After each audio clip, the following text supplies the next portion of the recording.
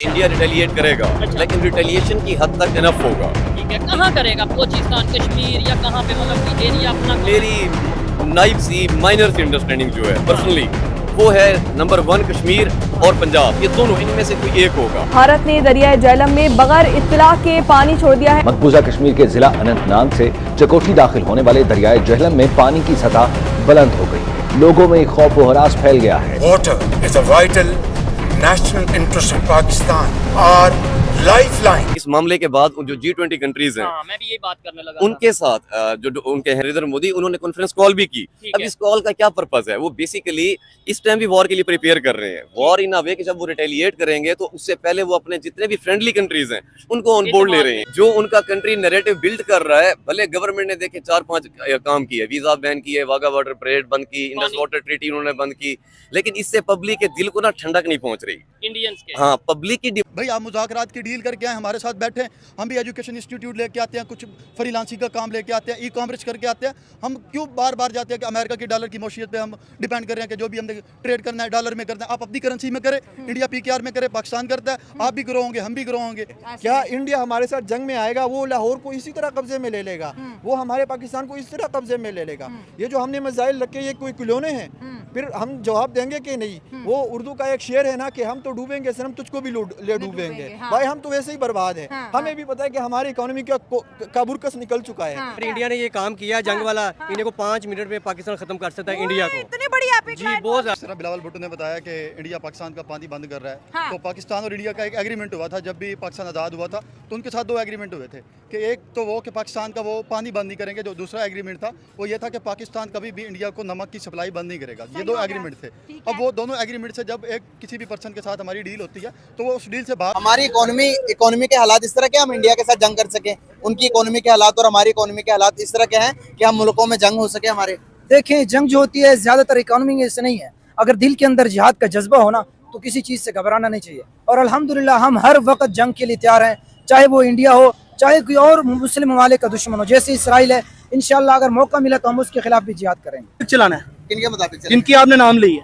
अच्छा, मतलब फंस गए। मैं मानता हूँ आप जर्नलिस्ट हैं। पाकिस्तान जो ला इलाहा इल्लल्लाह, होना चाहिए। ला इलाहा इल्लल्लाह। इससे क्या होगा यार? ये भी बात आ रहा हूँ कि ये इंटरव्यू आप चलाओगे, मैं चलाऊंगा, हाइप भी बनेगी, मैं चलाऊंगा। हो सकता है सब्सक्राइबर्स भी बढ़ जाने। भाई मुझे उसका शौक नहीं है। बंद करो। अल्हम्दुलिल्लाह पहली बहुत कितने पहली बहुत कितने पहली बहुत है। कितने? आप खुद देख लेना कितने मुझे बताया। जितने मुझे चाहिए थे उतने हैं, जितने मुझे चाहिए थे उतने हैं, जितने मुझे चाहिए थे। आप अंदाजा लगाओ कितने होंगे? कितने होंगे? 10 मिलियन सब्सक्राइबर है। कितने होंगे? 10 मिलियन। तो नहीं कहा कि हम अटैक करेंगे, लेकिन भाई क्या पता, कई बार आप लोगों ने कहा नहीं होता लेकिन आप फिर भी अटैक कर देते हैं। आप देखिए ना, अभिनंदन का जो किस्सा हुआ था या अभिनंदन का जो अटैक था पाकिस्तान के ऊपर, जो एयर स्ट्राइक की गई थी, तो वो कौन सा मोदी जी ने बताकर किया था? और वैसे भी जहां तक मुझे समझ में आई है या जहां तक मैं अंडरस्टैंड कर पाई हूँ, पाकिस्तान और भारत में कब क्या हो जाए कुछ नहीं पता। मतलब कभी भी लड़ाई हो जाती है और कभी भी एक दूसरे के लिए जो है बहुत ही हमदर्दी के जज्बा जो है वो भी दिखाना शुरू कर देते हैं। वैसे तो खैर जो लोग नहीं मानते वो कभी नहीं मानेंगे कि हिंदुस्तान पाकिस्तान जो है वो कभी लाइफ में या कभी दुनिया में आराम से भी रह सकते हैं एक दूसरे के साथ। लेकिन बहरहाल हम तो यही कोशिश करते हैं और हम तो यही चाहते हैं। खैर हम अमन के आशा वाले बिल्कुल भी नहीं है। जिसने जो गलत किया वो तो खैर भुगतना ही पड़ेगा और भुगतना ही चाहिए। लेकिन जैसे कि मैंने पहले भी बताया था कि हमारे जो डिफेंस मिनिस्टर साहब है यानी कि ख्वाजा आसिफ साहब, उन्होंने इंटरनेशनल मीडिया को इंटरव्यू में कह दिया कि जी पाकिस्तान 30 साल से जो है वो मिलिटेंट्स को सपोर्ट कर रहा था और पाकिस्तान ने ये बहुत गलत किया था। खैर अब देर आए दुरुस्त आए वाली बात है कि अगर पाकिस्तान मान जाए कि गलत किया था तो शायद बहुत कुछ सही हो सकता है। देखिए, अब तक क्या वाकई ही पाकिस्तान नरेंद्र मोदी को समझ सका है कि उसका माइंडसेट क्या है और क्या नहीं है? मैं नहीं समझता कि हम उसकी बात समझें। 2014 में पावर में आए, 2019 तक उन्होंने एक पाकिस्तान का विजिट किया और फिर उन्होंने कहा नहीं, हम आपके साथ बात नहीं करेंगे क्योंकि उड़ी का वाकया हो गया था। और उन्होंने कहा नहीं, हम इनके साथ नहीं चल सकते। और वो मौका था इंडिया की उड़ान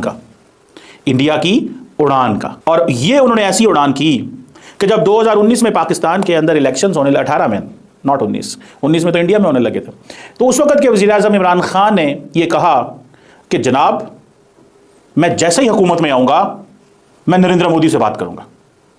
और हुआ क्या इंटरेस्टिंग चीज है ये, सुने आज हुआ क्या कि इमरान खान पूरा 1 साल इंतजार करते रहे, क्योंकि उनके इलेक्शन पहले हो गए, अगले साल 2019 में होने थे। उन्होंने कहा नरेंद्र मोदी से अभी तो बात नहीं हो सकती। उसकी वजह यह है क्योंकि नरेंद्र मोदी जो है वो इलेक्शन के मोड में है, तो अभी जब वो इलेक्शन